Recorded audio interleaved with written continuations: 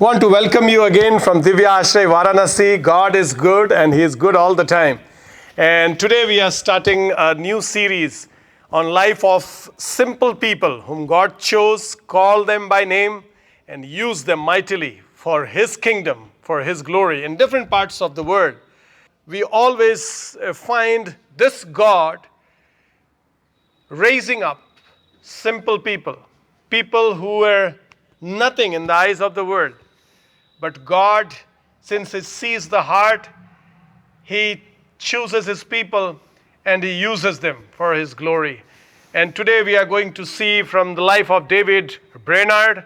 He was born in United States of America, and God used him mightily to take His gospel, the love of Christ, to the Red Indians. And he faced numerous challenges in his life, but he never gave up, and he willingly and joyfully served the Lord, the King, though he died very early in his life.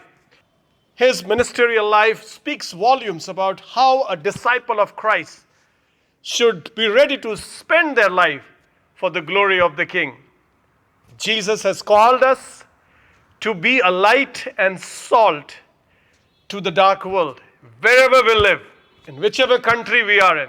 And God has called us to carry the light and be the lighthouse and become the salt and share the love of God with the humanity. आज हम लोग जिस श्रृंखला को शुरुआत करने जा रहे हैं, ये परमेश्वर के साधारण दासों के ज़िंदगी का अध्ययन करेंगे इस श्रृंखला में, और कई लोग आएंगे अलग अलग दिन और परमेश्वर के दासों के जीवन पर प्रकाश डालेंगे, और उनके जीवन से हम लोग सीखने जा रहे हैं परमेश्वर कितना महान है। और ये परमेश्वर साधारण लोगों को चुनता है, ये परमेश्वर गांव से लोगों को चुनता है, ये परमेश्वर अपनी महिमा के लिए इस्तेमाल करने के लिए नम्र लोगों को चुनता है। और आज जो पहला व्यक्ति जिसका अध्ययन हम लोग करने जा रहे हैं, उसका नाम डेविड ब्रेनार्ड है। तो मैं आपके सामने प्रस्तुत करने जा रहा हूं। आज के प्रस्तुतिकरण को आपके सामने पेश करने के लिए बहन रेखा पटेल, जो दिव्य आश्रय कलीसिया में सेवकाई से जुड़ी है, और उसके द्वारा से हम लोग डेविड ब्रेनार्ड के ज़िंदगी के कुछ पहलुओं पर दृष्टि करेंगे और प्रभु से ये प्रार्थना करेंगे, प्रभु हमें भी इस दास के समान जोशीला बनाइए, आपके राज्य का प्रचार करने के लिए, आपके शांति का प्रचार करने के लिए, और बहुतों के लिए आशीष का कारण बनने के लिए।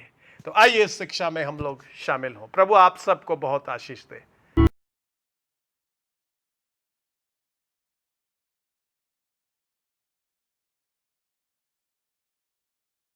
सबको जय यीशु। इस प्रेरणादायक जीवन में आप सबका स्वागत है। ये जीवनी एक बहुत बड़े दास जिनका नाम है डेविड ब्रेनर्ड। ये अपने समय के बहुत बड़े प्रचारक थे। जब ये प्रचार करते थे तो कितने लोगों का जीवन बदला, कितने लोग उद्धार पाए, कितने लोगों ने अपने पाप से अंगीकार किया। आइए इनकी जीवनी से हम देखते हैं। ये बचपन से ही बहुत कमज़ोर थे। जब ये 14 वर्ष की छोटी सी उम्र में थे तो इनके माता पिता की मृत्यु हो गई थी। ये अपने जीवन में बहुत अकेले हो गए थे। जब इन्होंने ये सोचा कि ये अनचाहे लोगों से, अनचाहे दोस्तों से अपना, जो उन लोगों के साथ समय बर्बाद होता था, वो अपना समय परमेश्वर के साथ, उस खुदा के साथ अपना समय व्यतीत करना शुरू कर दिए। परमेश्वर के साथ अकेले में गुप्त में प्रार्थना शुरू कर दिए, पर बाइबल पढ़ना शुरू कर दिए। वो एक दिन ऐसा हुआ कि ये अपने आध्यात्मिक जीवन के लिए, अपने आध्यात्मिक उद्धार के लिए इन्होंने एक समूह का स्थापना किया। कुछ दोस्तों को इन्होंने इकट्ठा किया और ये हर संडे अपना वो सामूहिक जो सभा थी वो शुरू कर दिए, और ये परमेश्वर से दूर होना शुरू कर दिए। और अपने कर्म कांडों पर इतना भरोसा इनको हो गया, इतना तल्लीन हो गए कि वो उस खुदा से, उस परमेश्वर से इनका जो जीवन था वो अलग हो गया।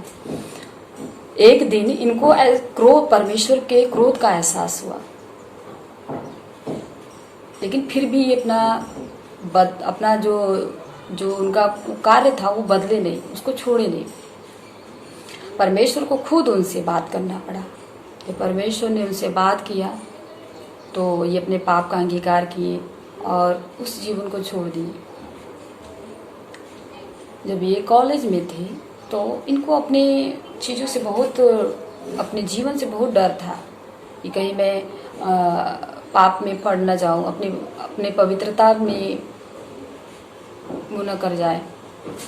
लेकिन परमेश्वर वहाँ से भी उनको वो निकाला। इनको मिनिस्ट्री सेवा, उनको सेवा करने की बहुत लत थी। अपनी चीज़ों में ये इतना, मतलब अपने कार्यों को लेकर इतना वो थे कि एक दिन जब वो एक अपना कार्य कर रहे थे तो इतना बीमार हो गए कड़ी मेहनत करने के बावजूद। तो इनको छुट्टी दिया गया। तो ये क्या करते हैं कि ये गए अपने, और जब वो बेड पर थे तो इन्होंने एक चीज़ लिखा अपनी डायरी में कि उस खुदा से 1 घंटा बिताया गया समय इस पूरी दुनिया का कितनों भी खुशियों से बढ़ के है, कितनी बड़ी बात है। जब इनको मिनिस्ट्री सेवा की बुलाहट हुई तो ये 3rd ईयर में थे। कुछ परिस्थितियों की वजह से इनको अपनी शिक्षा छोड़नी पड़ी। जब इनके दोस्तों को जब वो डिग्री मिल रही थी तो इनके मन में ही हुआ कि ये लिखे अपनी डायरी में कि आज के दिन मुझे भी ये उपाधि मिलती, लेकिन मेरे खुदा को, मेरे इस परमेश्वर को मेरा ये डिग्री नहीं चाहिए था। जब इनको लोगों ने सेवा के लिए एक लेटर दिया तो ये झटपट तैयार हो गए। लेकिन इनको डर था कि ये कितना कमज़ोर थे कि इनको 6 रोग से बीमार थे। तो इतना ज़्यादा इनको ब्लीडिंग होती थी, इतना ज़्यादा इनको खून की उल्टियाँ होती थी कि इतना कमज़ोर हो गए थे कि ये डर गए थे कि मैं कैसे जाऊँगा। लेकिन इनके दोस्तों ने कहा कि यदि तुमको परमेश्वर ने चुना है उस सेवा के लिए तो परमेश्वर ही तुमको बल देगा। और ऐसा ही हुआ। जब ये गए उस सेवा के लिए तो ये सेवा थी आदि मानव के बीच में, जंगलों के बीच में। आप सोच सकते हैं कि जंगली एरिया कैसा होता है। कटीली झाड़ियाँ होती हैं, रास्ते पथरीले होते हैं, बहुत जोखिम भरा होता है। जब ये गए वहाँ पर, जब रास्ते में जा रहे थे तो इनको बहुत कष्ट का, बहुत जोखिमों से इनको सब कुछ सहना पड़ा। कितने दिन कितने रात इनको यात्रा करनी पड़ती थी, वो भी घोड़ों पर, पथरीले रास्तों पे। खाने के लिए कुछ नहीं था, कितने मीलों उनको जाना पड़ता था खाना के लिए। खाना लाते थे, खाना खराब हो जाता था, खाने के लायक नहीं था। एक दिन तो ऐसा बरसात हो रहा था, वो बरसात के दिनों में इनको सर छुपाने के लिए भी जगह नहीं था। लेकिन ये डरे नहीं, घबराए नहीं, क्योंकि इनको बोझ था। उस रेड इंडियन लोगों के लिए उनको बोझ था इनके दिल में, और उनको भरोसा था अपने उस खुदा के ऊपर। परमेश्वर ने लेकिन इनका बहुत मदद किया। जब वहां पर गए तो कितने पुजारी लोग इनका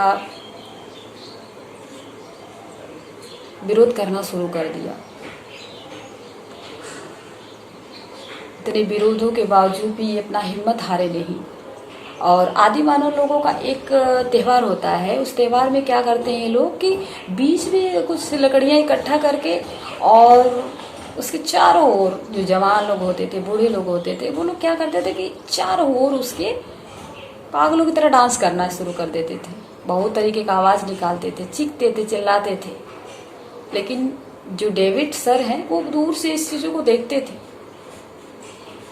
जब डेविड सर इसको देखते थे तो बहुत निराश होते थे, लेकिन उनको बोझ था इन लोगों के लिए। ये दिन रात में उन लोगों का देखते थे, लेकिन दिन में ये प्रार्थना शुरू किए, उन लोगों के लिए उपवास प्रार्थना शुरू किए।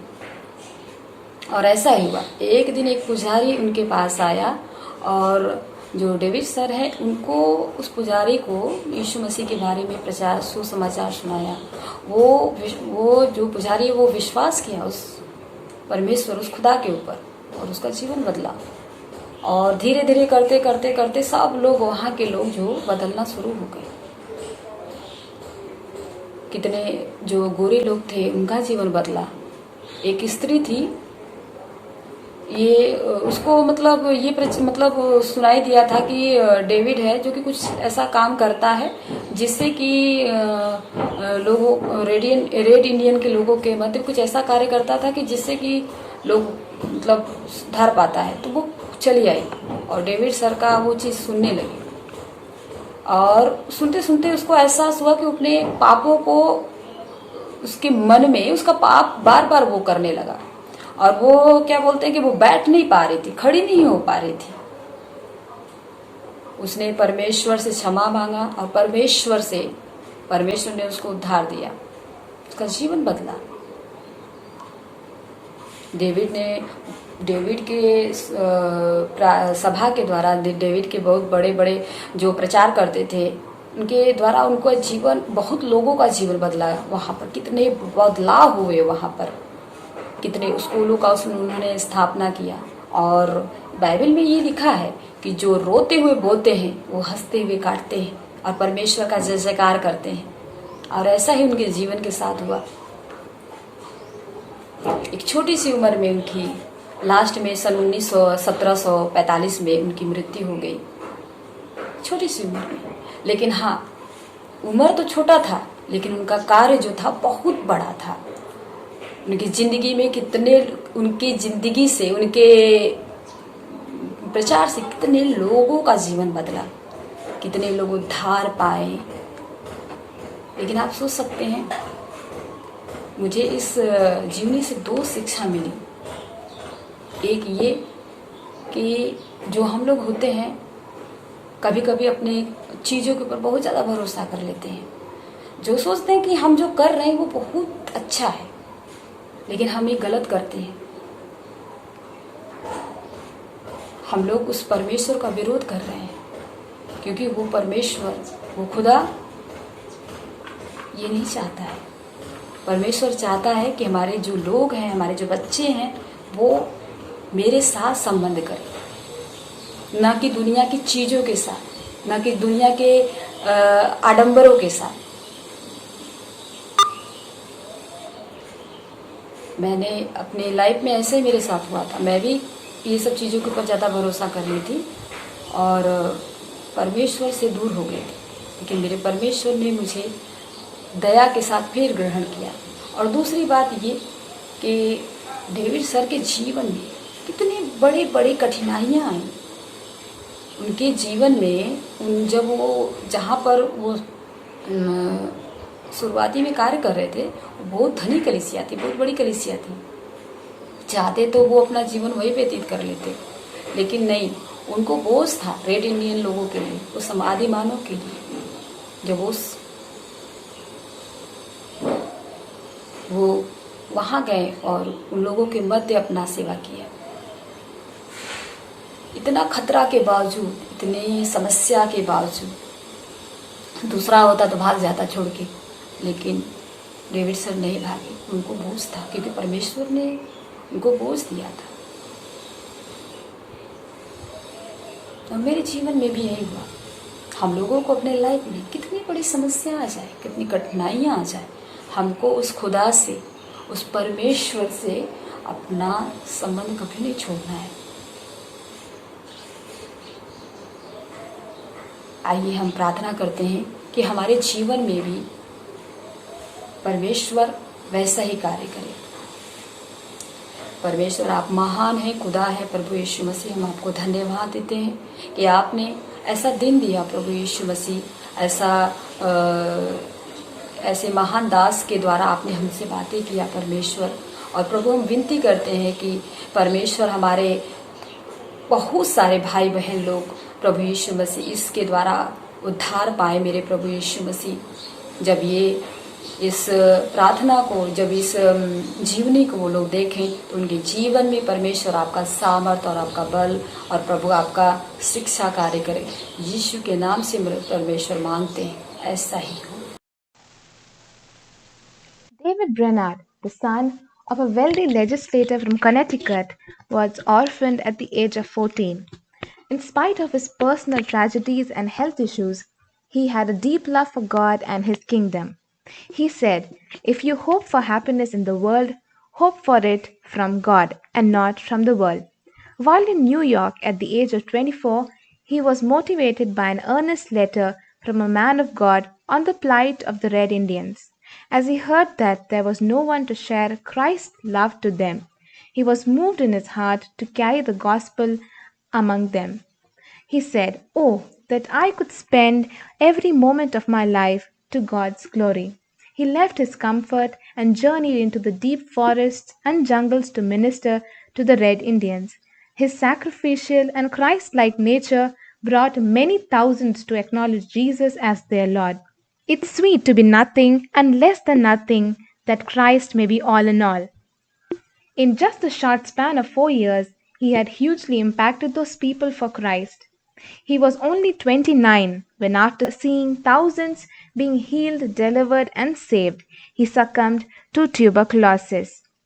According to David Brainerd, the purpose of a Christian's life should be: we should always look upon ourselves as God's servants, placed in God's world to do His work, and accordingly labor faithfully for Him, not with the design to grow rich and great, but to glorify God and do all good we possibly can. Dear Father, we thank you for your servant David and for sending him to us as an inspiration. We pray as he poured out his life for you, we too may serve you without any expectation.